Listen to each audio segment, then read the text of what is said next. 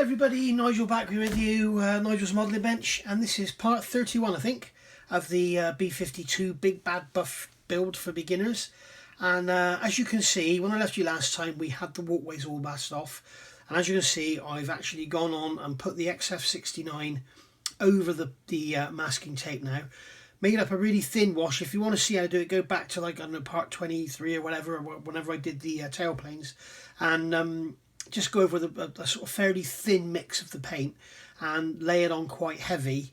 And then what will happen is any little gaps, hopefully the black will capillary into the gaps, and then when you paint the camouflage, that black paint will have sealed the masking tape. So when you pull your masking tape off, you end up with a very, very sharp, crisp line. I've no doubt in my mind whatsoever that because of all these raised panel lines, we're going to end up with some creep, and we'll have to go and do some touch-ups after, but I will show you how to do that with post-it notes and stuff. So, and also as you can see, we've got, the engines haven't become embarrassed, they're not hiding. They're covered with paper, wrapped up in sellotape. Use sellotape on your paper. Masking tape often peels away from paper when you don't want it to, so best to use sellotape to hold the paper and it'll stay. And they're just loosely put on there. There's no actual sellotape touching any painted parts. Try and avoid that if you can. Well, don't try, avoid it if you can, because the glue on the sellotape will often stick to the paint and won't come off. You end up with like a gunge on your paint, and then you end up taking the paint off. So yeah, as you can see, we've gone over all that masking. So now we need to start doing our actual camouflage. Now these pylons here, from what I can gather, they're just roughly painted. So what I've done is masked up to the edge, and then what I'm going to do probably afterwards is just go in with some black and just run around them to give them a bit of a soft edge. But we'll see how it all looks at the end of the day. I can always go in and touch up because we're going to be weathering this, and it's going to be quite beaten up.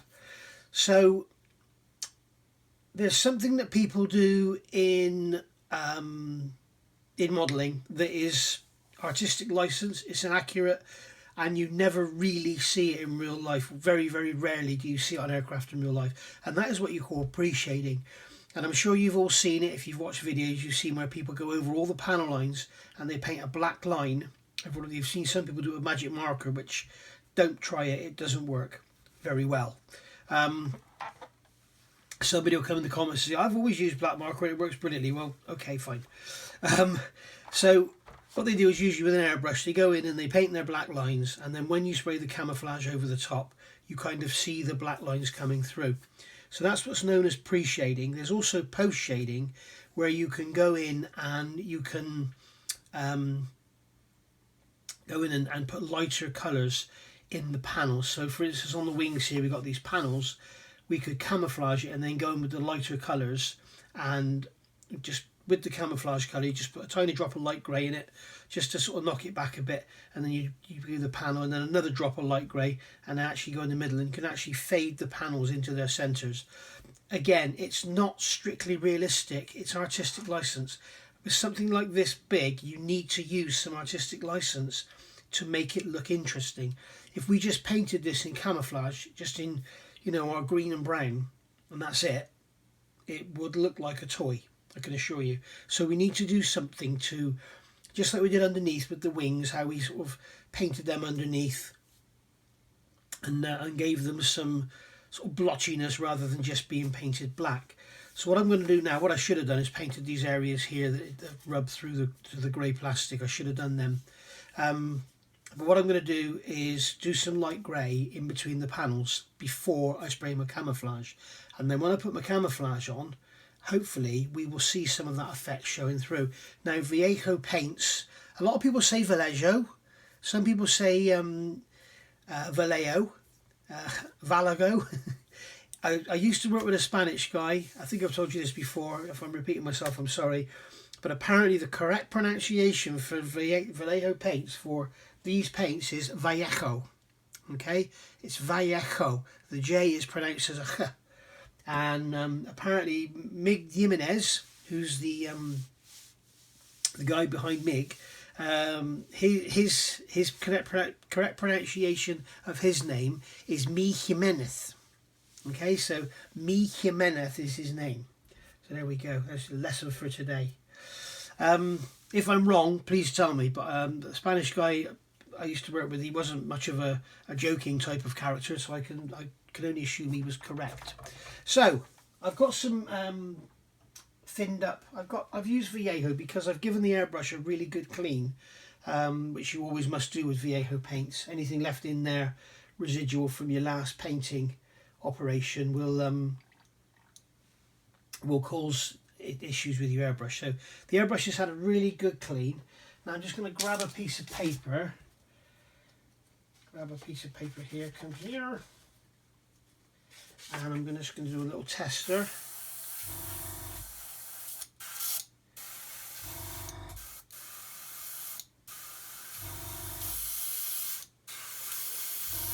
Yeah, it's dried up on the tip. This is the problem with Viejo. I should have used something else. There we go, it's sorted now. So what I'm going to do is go around in between the panels. I'm spitting there, sorry. Go around in between the panels and just add a little bit of light grey. So just come along here, just go in here, and I'm just going to literally just roughly colour in areas in between the panels. And I've got a very, very thin mix. It's a very, very thin mix of a light grey colour. As you can see, what I'm doing is making it blotchy. Okay, and then when we come to do our camouflage, this will hopefully show through. So in the bigger areas like this one here, what you can do is come along and actually add more paint in the centres, and it will really help the effect. Alright, so another habit to try and get into with airbrushing, and actually it was one of my followers on here that taught me this. When you finish airbrushing, if you do, I'm going to try and show you this now. If you do this, if you paint and then just let go of the airbrush, the next time you spray, see, it won't do it because the camera's on. But often what you'll find, it did it on the model, it won't do it on the paper, it's sod's law. But what often happens is when you spray next, you get a blotch. You get a blotchy coming out.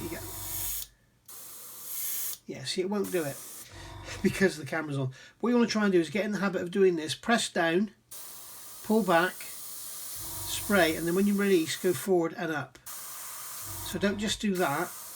Press down, go forward and up, and you won't get the blotchiness. You watch on the model now, it'll do it. No, it didn't.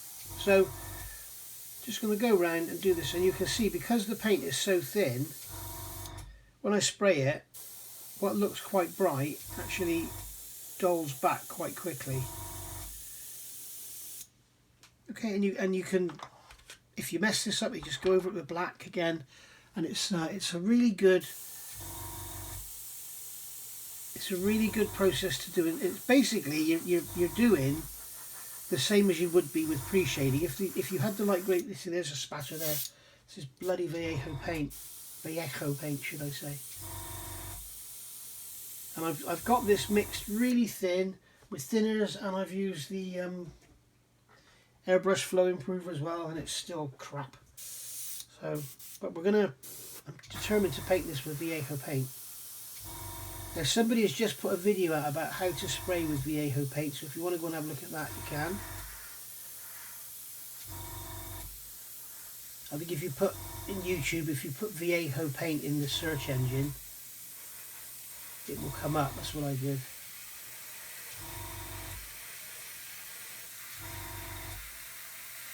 And you can see this is a really quick process. And what I'm doing now is I'm trying to do it without actually letting go of the trigger, so I don't get the problems with spatter and blockages and build up and everything.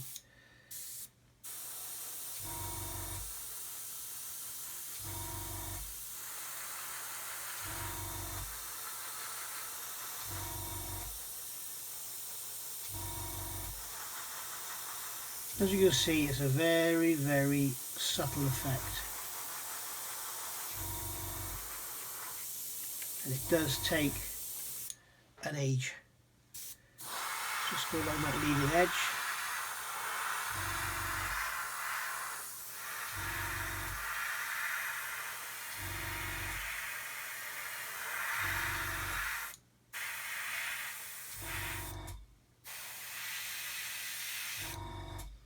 And there you go.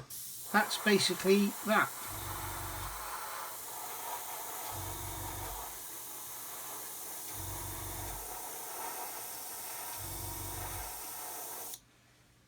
Okay, and the upper surfaces will be worse than the sides. So when you come to do the sides, what can you see in here?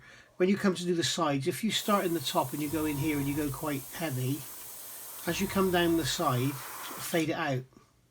Okay, so come down the side and fade it so that it's not so definite down the side, because if you imagine, the sun will bleach it on the upper surfaces more than anything else, and that's what we're trying to show here, is kind of bleaching and the paint being worn out. There's some great photographs. If you look online, there's some great photographs of B52s. Really, really, you know, the paint is really taking a beating from the sun and everything.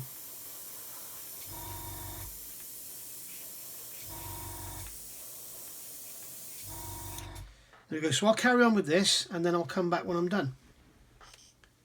And there we go, guys. That's how she looks, all blotchy. And I've gone around and touched in those black bits. You can see I've done a bit there as well. So I'm just going to leave that for sort of 10 minutes, have some lunch, and then we'll come back and we'll get some camouflage done.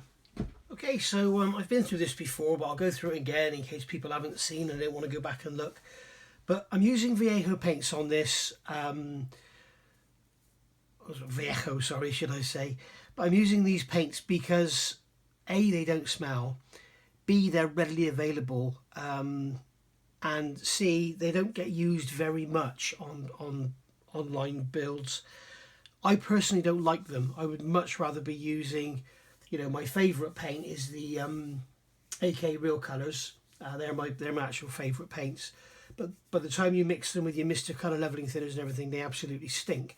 Now it's winter, it's cold and windy outside. I don't really want to have the window open, so I'm using these. Now I'll be wearing a mask for most of the time when I paint this. I'm not going to do a lot of painting online on camera because basically it's boring to watch. But I'm using this Viejo Model Air because it's a set I've got, and it's the USAF colours for the Vietnam War scheme. And we're using FS34201, which is that sort of, they call it a brown, but it's not. I think it's more of a green. 34159, which is there next to it, and 34079, which is a darker green there. So that's what I'm going to be going with. And I've got these are the instructions for the more modern Revell kit. So I'm using them just as a plan. Looking at the actual real aircraft, if you have the Squadron Signal walk around book or the in flight book or whatever it's called, there's a paint scheme in there for the D, and it's actually wrong. Be very, very careful. They've got the camouflage shape looks correct, they've got the colours all mixed up. So because I saw that, I did some cross-referencing, and from what I can see, this Revell colour scheme and the colour scheme you get with the old monogram kit is actually correct. So I'm going to go with this one.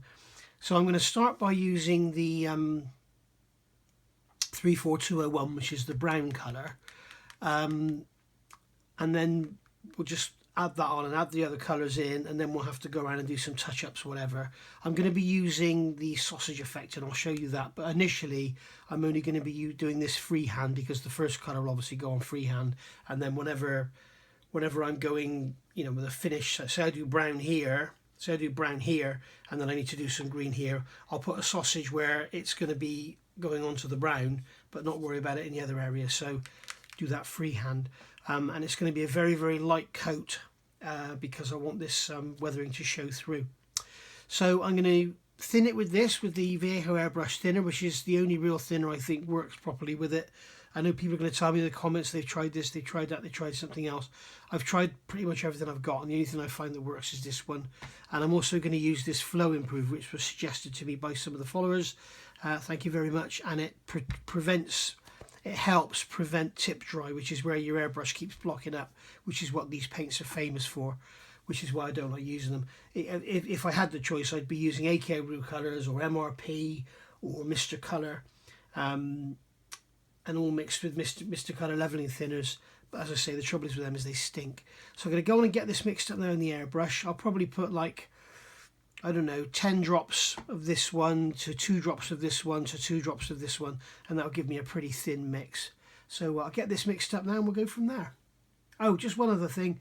You see on here it says Model Air. It's developed to be used straight from the bottle and not thinned, but obviously I'm thinning it because I want this very thin paint to go on. So I'll see you in a minute. Okay, so here you can see I've started doing some brown painting. I'm not going to do a lot on camera, as I say, because painting around the camera is difficult and it's not very interesting to watch.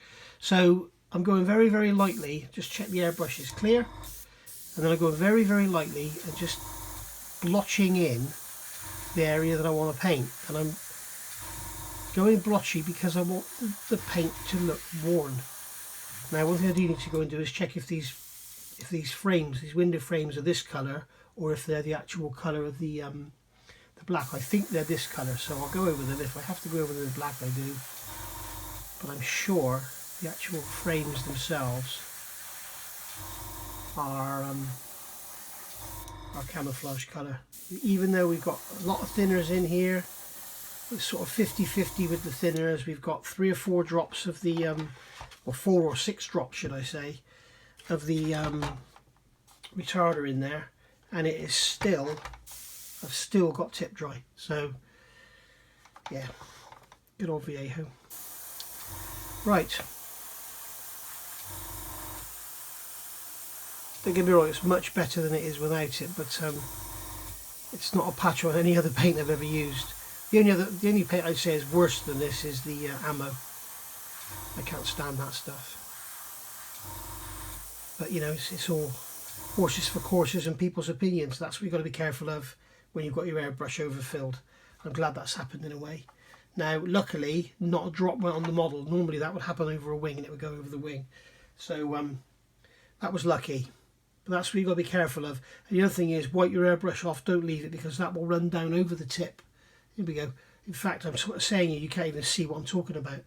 What's happened here is the paint has actually spilled from the top of the airbrush out onto the side. This one doesn't have a cap. Some airbrushes have a cap. But what I'm trying to show you as well, which is really difficult because of the size of this bloody thing, is when you look on here, you can see we've got the paint running all down the airbrush here. Don't leave it, wipe it off, because that will end up running down the side of the airbrush and onto the tip, and then you'll get a great big spatter of paint. So yeah, something to be wary of. So I'm going to come off camera now. That happened purely because I'm on camera, and I'm going to come off camera now and get this brown down. There we go, our brown's all done now. So I'm going to leave that to dry for a few hours because I want to use the sausage technique to mask up to do the other colours. Like for instance in this area down here on the wing, this is 2 colours, so I'll mask here and I'll mask here, but there's just going to be 2 colours, 2 different colours in here, so I won't bother masking in there until I do the second one. And then here we've got this where it sort of becomes one. So what I'll do is I'll do this one first, and then I can cut that off with that one. So I'll mask around here, spray this colour, and then I'll do this colour afterwards with a sausage around there. So you get a nice sharp line between the two. If you do this one first, if you do the colour C, the darker colour there first, then what happens is you end up with not a very hard edge here. And it's the same here on the spine. We've got the tan is coming up on the spine here. You can see, get up so you can see it. The tan is coming up on the spine here, and then this darker green crosses it. So I'll do this colour here first, and then put that across, and it'll get me that nice sharp corner then. I'll explain it when I do it so you know what I'm talking about. So yeah, we're going to let this dry now for a good few hours, because Viejo paints do dry fairly quickly, but to be actually handleable and, you know, put masking on them and stuff, I like to give them a few hours because they always feel a little bit sticky. I've also got to relook at these wing roots. If you look here, you can, I don't know if you can make it out, but it's not very pretty. And I've spent so long concentrating on this area up here that I forgot to concentrate on that area down there. So we'll see what it looks like when it's weathered. I'll probably give it a good coat of gloss and then sand it back and see what it looks like. But the trouble is, it's paint when it's primed in black, it looks absolutely fine. It's not until you put this colour on that you can see it. So I maybe should have gone over it in a light grey first, but this side's not very pretty either. So that's something to be revisited, just something to try us. So there we go. I'll leave that to dry and then I'll be back. Right, here we are 48 hours later roughly, and we're back. And as you can see, I've done some of the sausages. This is white tack rather than blue tack. The reason I use white tack, it doesn't contain the oil that blue tack has in it. Blue tack can leave an oily mark behind. You'll also notice that I haven't masked this area here. Reason being, as I was saying before, it's all about the cut-offs. So if I put a sausage across, you can see here where we've got this is the brown colour that you can see on there, here. And then we've got the darker green and the lighter green. Well, you can see the cross-section between those. So what if I try and mask this now and spray this colour, and then try and mask and spray those two, it's going to be a nightmare. So what I need to do is spray this colour first, then mask the sausages and spray the darker green, and then go across and do the brown. So I have to do that again. So that's what I'm going to be doing. I might want to do some work in this area anyway to clear that wing root. So there we go, that's going to be the job for today. So I'll get that done and then I'll come back. I'm not going to be painting online anymore because it's just a nightmare. The camera's just in the way. So I'll get this colour down and then I'll be back. There we go then, guys. There's our second colour on. And as you can see down here, I hope you can see, I hope you're on camera. It's a very, very slight change in tone. So you can hardly see it, but the soft edge is there. And again, we got a soft edge. I'm not sure if this is actually in shot. No, it's not. But we have got a soft edge around the camouflage around the cockpit. You can see there's a very, very soft edge there. So that's what we're after. It's also, as you can see, very blotchy, which is the appearance I want. Maybe get the light to change. Has got a very slight sheen to it, but you see it's very, very blotchy, the colour, which is what I want. I want it to look all washed out, and you'll see what I mean when we've weathered it and bleached it and everything. That's what we want. And you can see particularly on this wing here, we've got the green here. It's very, very blotched out. So that's the effect we're looking for. So there we go. Leave that another 24 hours to dry now, and then we get the dark green on, and then we'll have to go around and do the touch-ups and spray the brown in right where I need to do it. So there we go. I'm going to call it a day for this video, just so that I can get something out there, because I know you guys will be thinking I'm not doing anything with it. So I'm going to get this out there, and then we'll come back for part 32 on it, and we'll put the dark green on, and that'll be that then, and we'll be ready for clear coats and decals, and then we'll be onto some weathering. So I'll see you for part 32, where we'll do the dark green and we'll do the brown, the touch-ups and everything, and then we'll go from there. Thanks for watching, guys. Sorry if this has been a bit of a short one, but as I say, if I don't put anything out there, then you guys start asking where it is and you think I've given up on it, which is probably founded, because I do give up on a lot. And now I know why, because doing this on a model this size is a pain in the ass, especially on camera. So so I think the next model I do is going to be something this big, you know, maybe even smaller, so that I can hold it in front of the camera and say that I'm doing this and paint here and show you the effect I'm getting with the airbrush, rather than trying to manhandle this around without catching all the cables and knocking everything over on the bench. So big old bird, this one. God knows what the 48th would be like. So thanks for watching, guys. I'll see you all soon. Bye for now.